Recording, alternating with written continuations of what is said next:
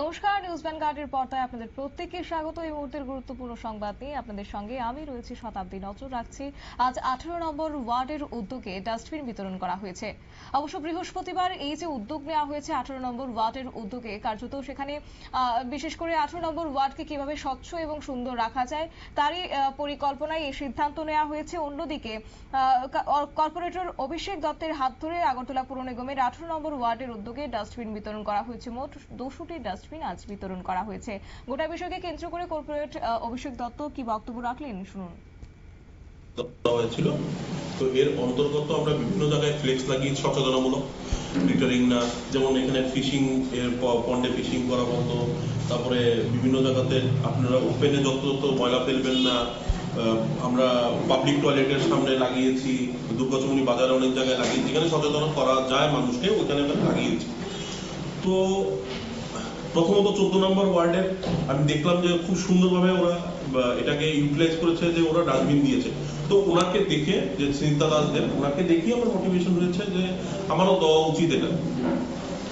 এবং আমি যতটুকু একটা হাউস হোল্ডের ডাস্টবিন লাগে, যতটুকু লিটারের, এতটুকু সাইজের দু ডিফারেন্ট কালারের যেমন থাকে, সেগ্রিগেশন করতে ইজি হয় যাতে ড্রাই ওয়েস্ট এবং ওয়েট ওয়েস্টের জন্য আমরা এটা দিয়েছি।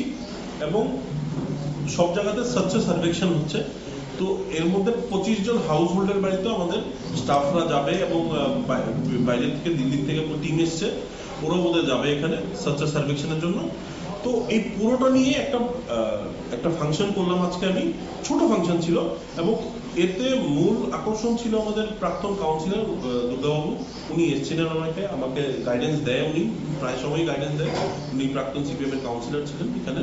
তো উনিও এসছেন, উনিও ব্যক্ত করেছেন, উনিও মোটিভেট করবেন সবাইকে, যে কারণ সবারই ডিফারেন্ট সেকশন থেকে আমি নিমন্ত্রণ করেছি, সবাই ডিফারেন্ট সেকশনের লোক ছিল, এবং ওদের যদি গাইডেন্স এবং ওদের যদি কিছু সাহায্য আমি পাই, তাহলে আমার খুব ভালো হবে, ওয়ার্ড চালাতে আমার খুব ইজি হবে।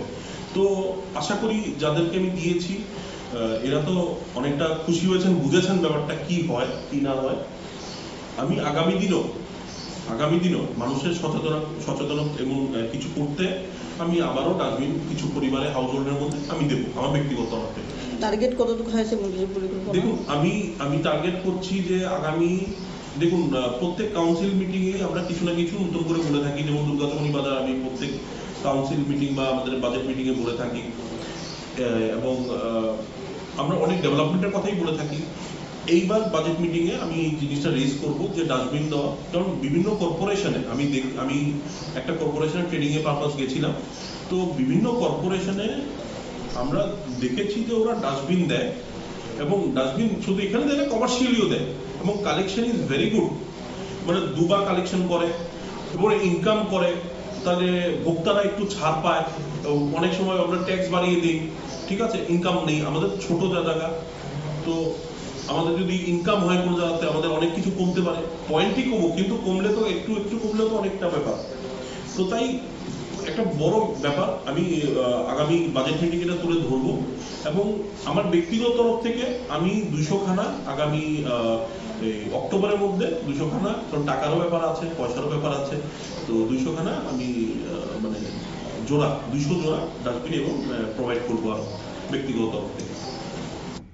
আপনারা শুনলেন কর্পোরেটর অভিষেক দত্তের বক্তব্য, এবং তিনি জানিয়েছেন যে স্বচ্ছ ভারতের আওতায় এবং সেই সঙ্গে স্বচ্ছ কর্পোরেট কার্যত পৌর নিগমের এই 18 নম্বর ওয়ার্ড এলাকাকে যেন স্বচ্ছ এবং সুন্দর রাখা যায়, সেই নিরিখেই এই ডাস্টবিন বিতরণ করা হয়েছে। এবং আগামী দিনেও তিনি নিজ উদ্যোগে অক্টোবর মাসের মধ্যে আরো 200 খানা ডাস্টবিন বিতরণ করবেন বলে আজকে তিনি জানিয়েছেন। নিয়ে নিচ্ছে ছোট্ট একটি বিজ্ঞাপন বিরতির সঙ্গে থাকুন।